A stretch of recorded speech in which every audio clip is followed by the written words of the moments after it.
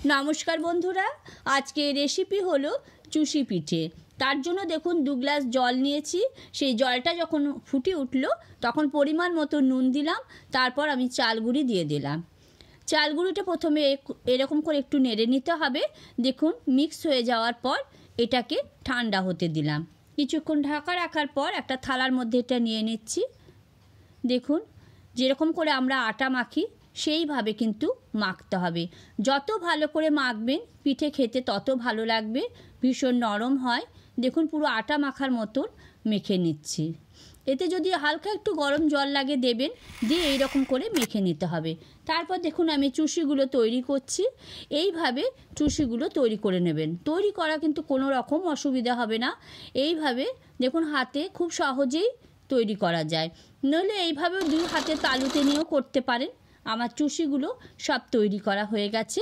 ওপর থেকে হালকা একটু চাল গুঁড়ি ছড়িয়ে দিলাম যাতে একসাথে মিশে না যায়। দেখুন এরপর আমি কড়াইয়ে 1 লিটার দুধটা ফুটতে দিলাম।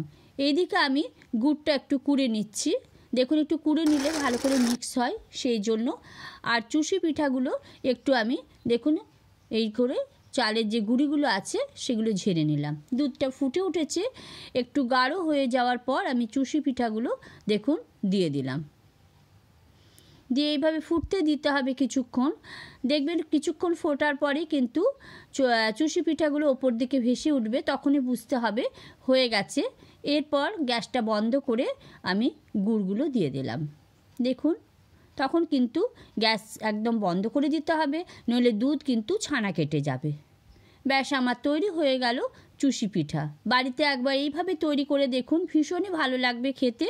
আর রেসিপিটা যদি ভালো লেগে থাকে তাহলে অবশ্যই লাইক, শেয়ার আর সাবস্ক্রাইব করে দেবেন বন্ধুরা। আবার অন্য কোনো রেসিপি নিয়ে দেখা হবে।